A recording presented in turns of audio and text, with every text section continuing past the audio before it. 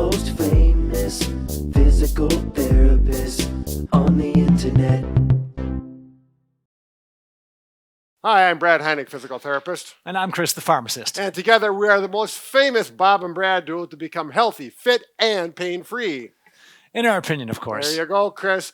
The title of today's video is Weight Loss and Diet Pills. There are over 8,300 available. We're going to give you the facts on how to know which are the ones for the best choice for you. And today's giveaway is Flige Suspension Straps. These are excellent straps. We really love them. I work with them 3 times a week consistently. They're built well and really well for core, arm, and strengthening.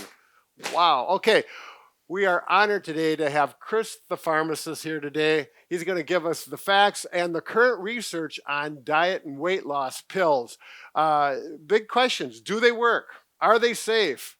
Are they the best choice? And we're going to learn all that over the next 5, 10, 15. I don't know how long we're going to get through this, Chris. We'll get through it. Right. We'll find our way.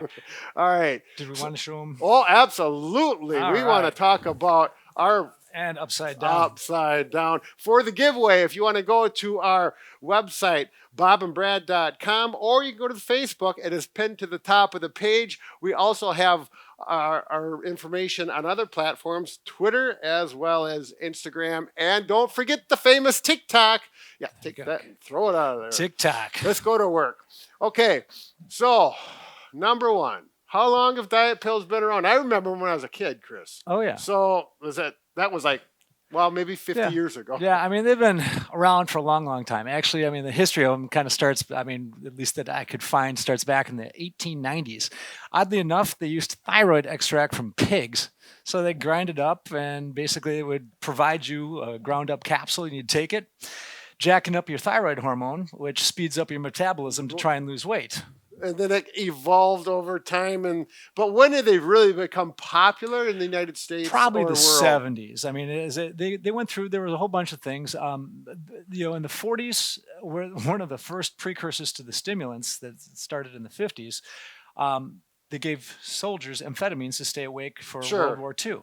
So they found that the soldiers weren't eating. So they, why not use it as a weight loss aid? So that's what they did. And so and I'll be talking about that drug when we get to the prescription section. And on the title, it says 8,300. I got that information from you. You looked that up. And it's astounding. I mean, it's hard to believe, to be honest with you. I looked, and a lot of it is just, it's amazing that they have 8,300 different products available, but a lot of them just use shared ingredients. So you'll have a hodgepodge of just about everything and anything. Sure. There are very few single source aids. There's a few of them. But I'm assuming most of those are across the counter. Yeah, 8,300, that's what they're talking about is over-the-counter stuff. And when I was just playing around with some of the research, I'm like, well, what's Amazon have? And they have 149 different products on there. A lot of them are kind of shared, but I mean, at some point or another. So it's an amazing amount that makes it very, very confusing for the patient that wants to try and use something. So do they all work the same? Do they have the same ingredient? And let's talk about the mechanism of how they work. Yeah, I mean, the meat and potatoes of any of the diet pills, they're either going to have a thermogenic... I like that, the meat and potatoes. Probably, potatoes are probably not a good thing to eat. But nonetheless, I mean, the business end of these types of things really come down to what does it do for the body? And many of them, that probably are the most effective have a thermogenic effect, which basically means your body burns fat a little bit more quickly and a little bit better to help you shed pounds. So the answer to one of your questions was, do they work? Well, yes and no. And so I think it's a long story. So we'll kind of wind our way through as we go through this, and I'll kind of give a nice finishing statement at the end. So my biggest question, are they harmful or can they be harmful? Absolutely. And I think that's one of the problems with over-the-counter and actually even prescription choices. So they both have their risks. So there's a risk-reward system in here. The reward is obviously we've lost weight, we look better, feel a little better, and minimize some of the health concerns that are associated with excess weight. The problem is there's a price that comes to pay with that. So a lot of these products, what they do is they do beef up your metabolism, but a lot of them are coupled with caffeine specifically. And caffeine by itself is an appetite suppressant and also has some thermogenic effects, which helps your body burn fat.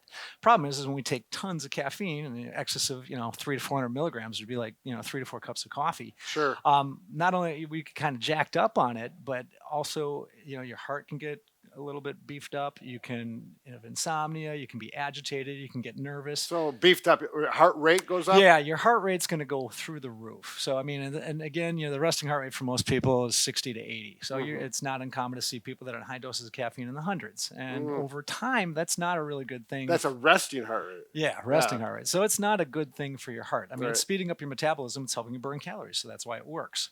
But there's a price to pay. And for some people, it can be so serious it puts them in the hospital. Sure. So we have to be careful with those things. So there's prescription and then there's Over- across the counter. You Correct. said across the counter is widely available. Widely available. Is that worldwide or in the States? Oh, or- worldwide. You can get it anywhere. I mean, if you have a computer, you can get anything. I mean, but you can go to your local pharmacy, you can go to your local grocery store, you can go to your health food store. So you name it, you're going to be able to find it somewhere. Is there some that are better than others, either work better or safer? Let's go, which one would work better? Yeah, I mean, I came up with a list of, basically I've got between prescription and non-prescription, I've got 7 of them that I think are probably, and the interesting thing about these is a lot of these ingredients are shared in a lot of the products that are available. Sure. So, I mean, the first one that I would say is probably got the most promise is the green coffee bean extract. It's not terribly expensive. So green coffee. So they're actually taking the coffee bean. Yep. And it's green Yep. or whatever, and then they extract. So if you have a cup of coffee, Yeah. basically to get brown coffee, they roast the beans at a very high temperature. Sure. And so what happens is when you roast it, makes it flavorful, and you get all the good stuff from coffee, keeps the caffeine. But interestingly, when you don't roast them, you have these green coffee beans. They're all green by nature. Sure. And what happens is they actually have a truckload of very healthy things in it. And actually, the business end is probably the stuff called chlorogenic acid. And that's an antioxidant, and it seems to have a myriad of really positive health effects. I mean, you can have things that may lower your blood pressure. Sure. What we're talking about today, help you lose a little bit of weight. Right. Might help with the blood sugars and even your lipid profile. So someone would have to look at the ingredients, and if you see that in the ingredients, looks like you have some I think that it's something that you could try. good option. But, the one thing that, before we embark on this too far, you make sure, I mean, just like every team, you always have a leader. So if it's a football team, it's generally the quarterback. Baseball team, it's probably your catcher. Your doctor is your most important go-to source. So if you're going to go and embark on either taking supplements, whether it's prescription or over the counter, make sure your physician's involved because they can track if anything goes sideways. And unfortunately, a lot of these products, even the green coffee bean extract, which I was finished talking about, can have some side effects. So we have to be careful with that. Okay. All right. So as far as, even if you're a healthy person, you don't take any medications, you're generally healthy. I mean, in my mind, I'm thinking, well, sure, if I'm taking heart medication, blood pressure medication, whatever, statins, then I'm really thinking, boy, that makes sense to talk to your doctor. But even if you're even if you're not, because med-free? Yeah, I mean, let's say, unfortunately, if we're overweight, we're probably carrying some comorbidities. So Sure. I mean, meaning problems that could be associated with excess weight.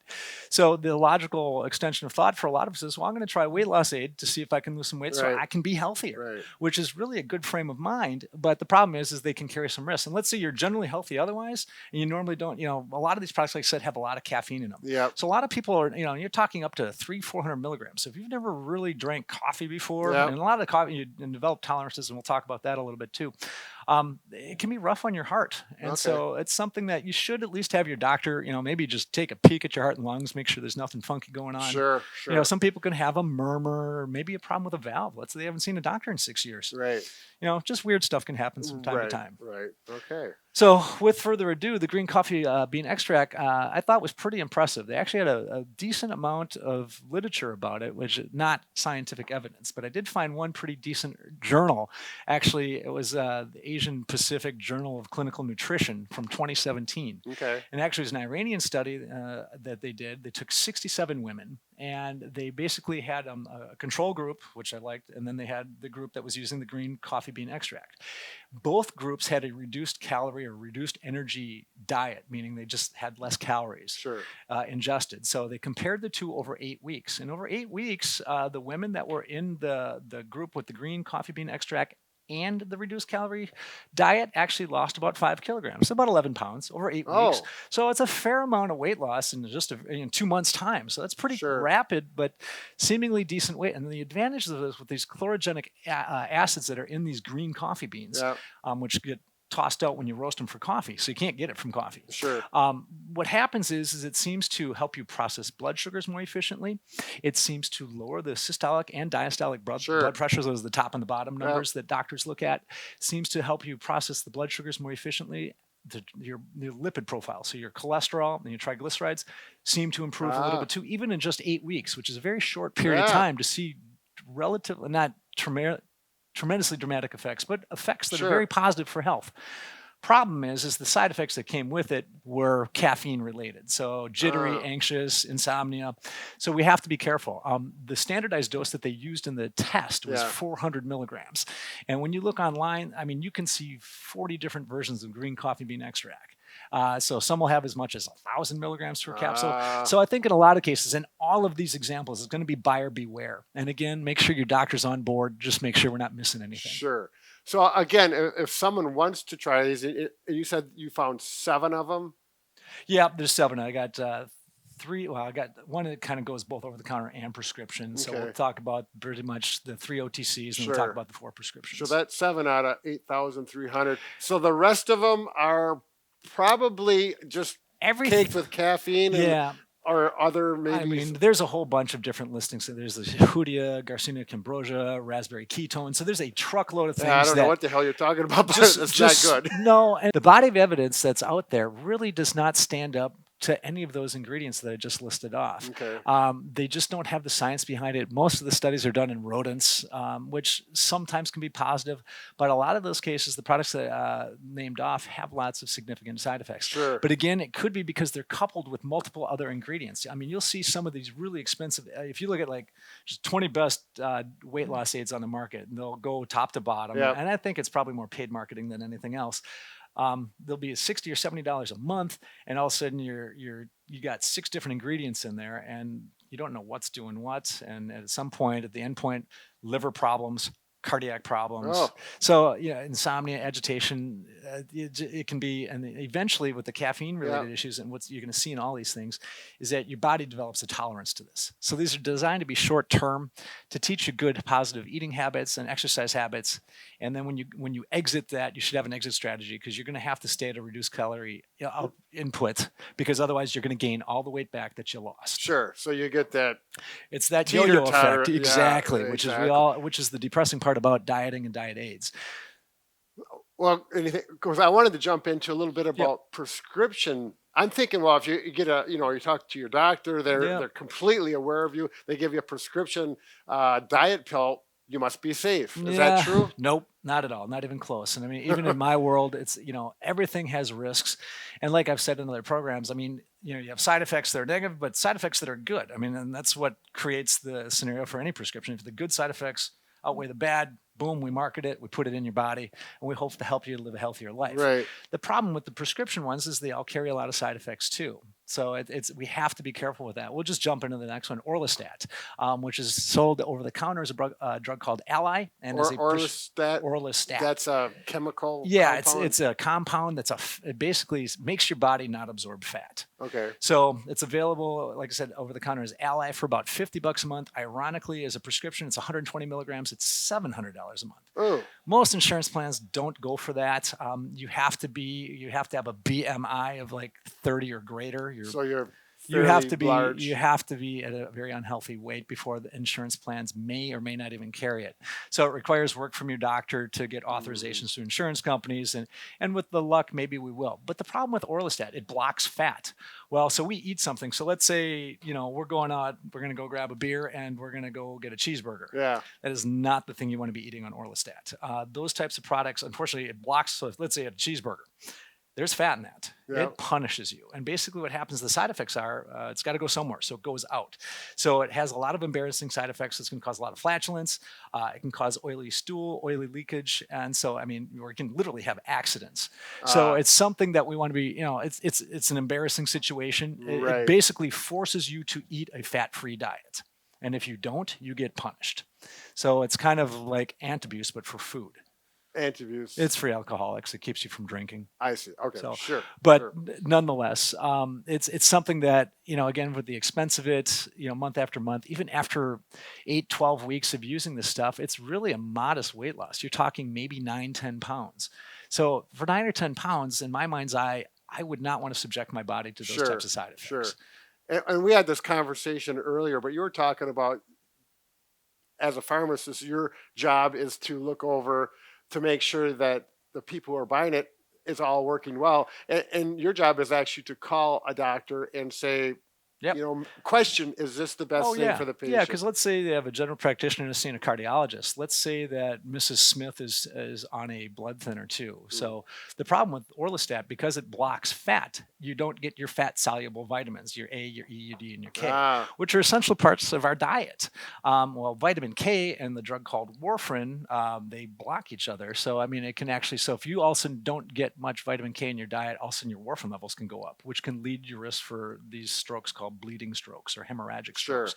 Very dangerous stuff. So your doctor will be monitoring for it. If you have a good pharmacist, they're going to make sure, hey, are we checking for this? Is there going to be an INR somewhere in the future? Are they supplementing vitamin K? Because they're going to have to take those vitamins to put it back in their diet because they will not get it from it. Well, it really becomes a mixture of things. It's a lot of work. Yeah. It is. So actually, as a a therapist, and I think people looking at this channel oftentimes are looking for things more naturally. So the green bean is probably the best. Green coffee bean extract. Green coffee bean is probably the best option. I think so. But then, another over-the-counter one that I like that was pretty decent, not a lot of effects, but it has some interesting properties, is green tea and green tea extract. So generally relatively safe. You heard me talk about caffeine before. The key, you have to have the synergy of the caffeine with the green tea extract. But caffeine's naturally in tea, although it's a lower level than, say, a coffee bean. Right. So sometimes it's fortified with caffeine, so we have to be kind of careful with that.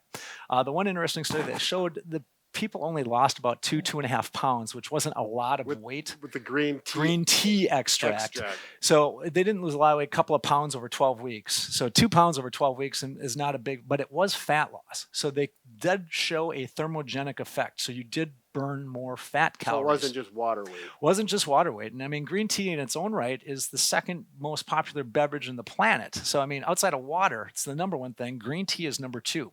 And to get the amount of green tea that's in these capsules, you'd have to drink about 15 cups a day. Oh. Nobody's got time for that. And nobody has to go to the bathroom that often.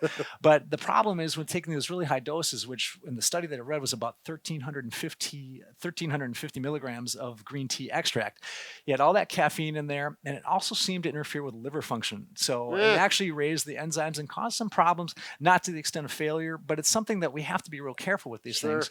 The other interesting properties were they found that if you took green tea extract right before you worked out, your body tended to burn 17% more calories from fat. So it actually did burn more fat. So you're losing, and what was interesting is they actually looked at abdominal fat. And I'm not sure how or why, because I don't, from my understanding, you can't really target reduce. So I think they just looked at it and saw the reduction. Are they talking the visceral, the inside fat? Yep. Yeah, the visceral fat. So it was just kind of interesting that they showed that it actually seemed to burn more of those calories, and they were smaller. So this green tea extract, you can get it from tea, but you're not going to drink that much. No, so you have to take a you'd have to take a supplement. A pill form. Nobody's going to be able to drink 15 cups a day. Yeah. But it's interesting because drinking green tea is extremely helpful. It stimulates your immune system. They have lots of catecholamines in there, just all these little funky bioflavonoids that help to improve your immune system. So it's healthy stuff. But I think a lot of the supplements might be a little too strong. So you have to be careful. Again, like I said, you want a good quarterback on the team. Talk to your doctor. Sure. Make sure that they're comfortable with it. And maybe we should have brought this up earlier in the video, but really, if you really want to lose weight and do it right, the core of it, even if you want to use some of these, what we would consider more safe pills, is we got to change our diet. We've got to get our activity level up, not doing marathons and things like that, at least going for a walk, 20 minutes to 30 minutes of 5-6 days a week. 5-6 days a week. And of course, changing your diet. We're not going to get into the diet on this video. No. We really focused on the pills, as that was pretty clear. But the diet pills. Yeah, and then I'll have a closing statement that kind of capitulates all that. So, but nonetheless, so we've talked. We went from the over-the-counters, green tea, and the green coffee. I think really going forward to that, we talked a little bit about Orlistat. Next one, there's a prescription called Kismia, and so that's the Kismia is actually, that's the name of. That's the name of the drug, and it comes in 3 different strengths. It is a prescription that your doctor would have to prescribe. Okay. Again, you have to have that criteria of having a BMI of at least 30. So, if you're in that range, it's something your doctor could consider. It actually uses, it's two medications in one. It uses a stimulant called Phentermine, and then it uses a seizure medication called topiramate. And so they walk you up gradually over a course of a couple of weeks. You take it twice a day to get to an achieving dose that they hope over 12 weeks you lose 5% of your body weight. If you don't lose 5% of your body weight, they recommend discontinuation of the medication. 1 in 9 people quits it because of side effects. So it's not something, you got the stimulants, so you can get the insomnia, you can get agitated, you can get mood changes, you can get people that actually have psychotic breakthroughs. So it's something that, again, you got to use really carefully under a controlled setting with your doctor. Reduce caloric intake and exercise are a huge part of it. And that is a prescription. It is a prescription. What's it called again? It's called Kismia. So it's one of these, it's Symmia. So if your doctor prescribes it to you, it's something, and you have to, we talk to the patients about it, say, hey, if you feel weird, it's just things don't feel right, I want you to report to your doctor right away. The interesting thing with the drug, depending upon where you are in your titration, like first month is a little bit slower. Second month, they'll raise your dose if you're tolerating it well. And even to the third month, if you're responding, they might even put you over an even higher dose. The higher doses tend to cause more weight loss simply because you don't eat as much. It basically suppresses your appetite. And the Phentermine has that thermogenic effect, so it gives you the energy and you don't want to eat. So but the problem is that if you go off it automatically cold turkey, we have a seizure risk, so that's very dangerous. So one of the aspects I'm not, it's tough because you have a patient that comes in that just wants to be healthier. And so, we trust that the doctors have their best interest in mind. These are all short-term things, and again, it's just to teach you the healthy habits, eating well, exercising, because once you exit these drugs, all bets are off. Everything tends to come back. And so that's one of the problems that we see with all of this. And so, that one's decent. So the other half of the Kismia is going to be the Phentermine. And Phentermine is the stimulant half, and that's the one that came out in the 50s we saw with the soldiers and it actually reduced their appetite. So it does work. It's cheap. The Kismia, I keep flipping the names. It's actually Kismia, but that said, it's $200 a month for that, so very expensive. Phentermine itself by itself is only about $15 to $30 a month, depending on the strength and formulation. So it's cheaper, but it's only designed to be used for like 3 to 6 weeks. So it's really short term. And again, it basically you lose your appetite, you burn through some fat calories, but it's just there to teach you to eat well and because when you go off, if you comes back. If you don't change your daily habits, your activity in your diet, when this goes off, all bets are off. You're back. You're back to where you were in a couple of months. So it's very frustrating. So you get this. Yep, and that's one of the things that I think is most challenging for people that are looking for really solid weight loss aids. And we can get to the more exotic ones. So Sazendo is actually based off of a diabetic drug. It's an injectable. That's prescription. It's a prescription. Costs $1,200 a month. So again, you're looking at insurance, trying to see if your doctor can write a letter of medical necessity to see if it's something you qualify for. Interestingly, it works. It suppresses your appetite. You can lose up to 18 pounds, but it takes about a year to get to that point, about 56 weeks. A lot of people, they feel tired, a little bit nauseated, they feel a little dizzy, but those tend to go away after about 14 days. And that's when you start to see the effects of it. So Zenda probably will help to keep the weight off because you just don't want to eat as much. But if you go off of it, it's all going to come back. So that's one of the things that's really challenging, which is very frustrating as a patient, and it's like, and you're very empathetic. And again, and the last one is the drug called Contrave, and it uses a antidepressant bupropion mixed with it's used for alcohol and also for opioids. It's called naltrexone, and it's an interesting combination. The bupropion, not only is it an antidepressant, but it reduces the appetite. It works in the brain center that decreases your appetite, so you don't want to eat as much. And then the naltrexone actually works on the reward centers, and so it helps to. We eat. Let's say what's your favorite dessert, Brad? Peanut M&Ms. All right, peanut M&Ms. Well, you eat your peanut M&Ms and you feel good about it. You're like, I'm having my best snack and I'm happy. Well, it's a reward, and something you can have, once a week, maybe as a treat because you had a good week or whatever. So we have pie, chicken, whatever. You're like, this is delicious. I love this. And so it helps to kind of tone that system of the brain down. So it's not quite as pleasurable. So you're just kind of like, I'm eating. I'm not as hungry.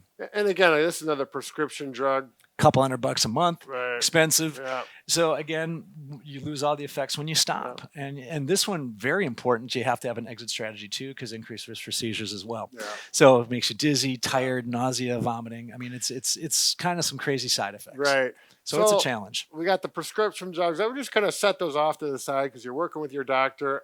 And clearly, if it's a prescription drug, it doesn't mean from your doctor it's going to be perfectly safe and everything's going to work fine. You still have to change your lifestyle. Yep. Your doctor will have a very long talk with you. Yep. I mean, at some point, there's a calculated risk.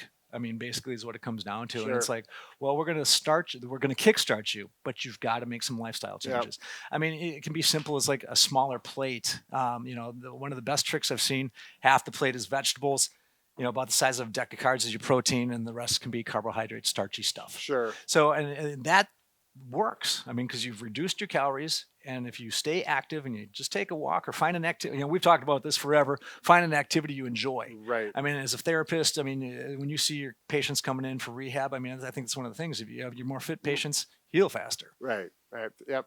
Everything works better. Motion is the body's made to move. You don't have your joints, bones, and muscles for anything except motion. Keep moving. Life feels better. I think we pretty much covered pretty much all of it. Chris, I think so. I mean, for the average person. I think so. I mean, the other, again, 8,300 choices out there. It's overwhelming. Yeah. I don't even know where you would begin. I looked at the research and it was pretty daunting. And like I said, I went through other ingredients too, and they're all hodgepodged into some of these things. Yep. And it really becomes buyer beware. Yep. So you want to be super careful with that, guys. We want to make sure that you're safe. I mean, talk with your doctor, talk with your local pharmacist. Yep. Work together. And green tea extract. That's what I'm remembering from this as far as the best thing out green there. tea. I would go with the green coffee bean extract, actually. Oh, that's what I meant. Green coffee bean seems to be the one that carries the most promise, but again, it's still got the risks. And at the end of the day, once you stop, it's all coming back. Sure. Unless you keep those lifestyle changes going. All right, very good. Once again, after all this, we're still on and I don't know if Chris can help us with, we can fix just about anything except for a broken heart. Wow. That was a long video, Chris. That was. See how many people stuck with it? Yeah. Ooh. Chris is like 28 minutes. It only seemed like 10. Yeah.